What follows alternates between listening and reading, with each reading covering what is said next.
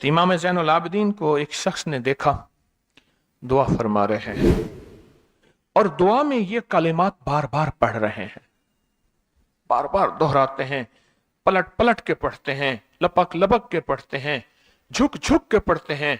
जब दुआ खत्म हुई तो इमाम ज़ैनुल आबिदीन की बारगाह में अर्ज किया कि आका ये फरमाएं, दुआ तो सारी थी, इन दुआ के इन बोलों को अब बार बार क्यों फरमा रहे थे? तो अजीब बात फरमाई, फरमाया हदीस में मैंने पढ़ा है, मेरे नाना हजरत मोहम्मद सल्लल्लाहु अलैहि वसल्लम का फरमान है, जो शख्स ये कलिमात पढ़ता है इसका सवाब अल्लाह के यहाँ और कोई नहीं जानता।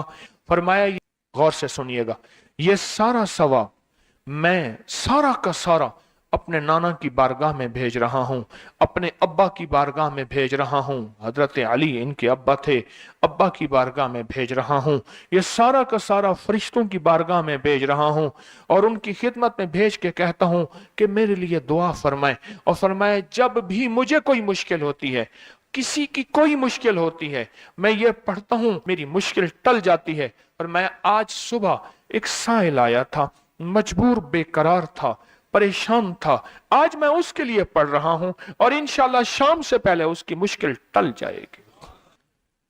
इस दुआ के राजों को जरा समझ लें। पहला राज जज्बा, विजदान, यकीन, दर्द, सोज, सास, कैफ, कैफियात। दूसरा राज, इसको पढ़ के अल्लाह उसके हबीब को, सारे फरिश्तों को, आले मोहम्मद को, उनको हदिया करता हूं और उनसे अर्ज करता हूं कि मेरे लिए दुआ फरमाए। आए इमाम ज़ैनुल आबिदीन का तोहफा और जिनसे 1.25 लाख औलिया और बुजुर्गों और हस्तियों ने लिया, वो पढ़ते हैं। पढ़े मेरे साथ। या रब्बि लकल हम्दु कमा यंबगी बेजलाल वजह का वाज़ीम सुल्तान का। इन दो राजों के साथ इस दुआ को पढ़ता हूं और जिसके लिए पढ़ता हूं शाम से पहले उसका मसला हल हो जाता है।